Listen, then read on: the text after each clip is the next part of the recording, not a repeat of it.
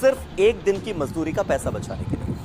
महाराष्ट्र में बीड, सांगली, उस्मानाबाद और सोलापुर, जिसे मराठवाड़ा कहा जाता है, यहां हर साल हजारों गरीब परिवार अप्रैल से अक्टूबर में गन्ना काटने के लिए शुगर बेल्ट में जाते हैं। यहाँ ठेकेदार एक एक मजदूर को पैसा नहीं देते, बल्कि जोड़ी को पैसा देते हैं, जिन्हें कोयता कहा जाता है। यानी पति और पत्नी की साझा होती है एक मजदूरी।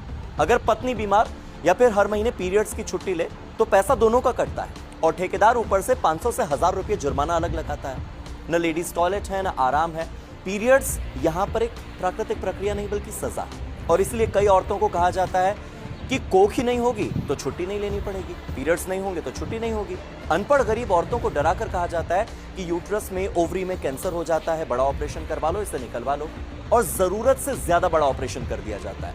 हजारों औरतें हिस्टेक्टमी यानी कि गर्भाशय निकलने वाली प्रोसेस से गुजरती हैं और जरूरत न होने पर भी उनका पूरा का पूरा प्रजनन तंत्र, उनका रिप्रोडक्टिव सिस्टम निकाल दिया जाता है।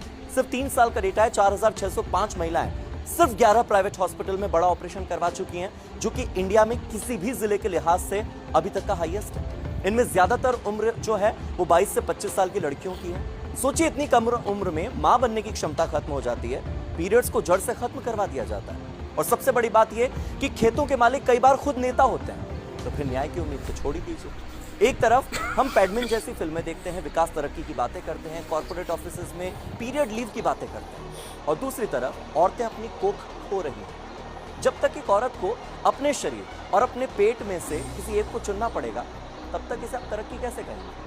अगली बार अगर गर्मी में गन्ने का जूस पिएं, चाय में चीनी डालें, तो याद जरूर करिएगा कि उस मिठास के पीछे, उस गन्ने की खेती के पीछे किसी की जिंदगी की कड़वाहट छिपी है। 2019 के बाद से कई बार महिला आयोग ने इस पर नोटिस भिजवाया है।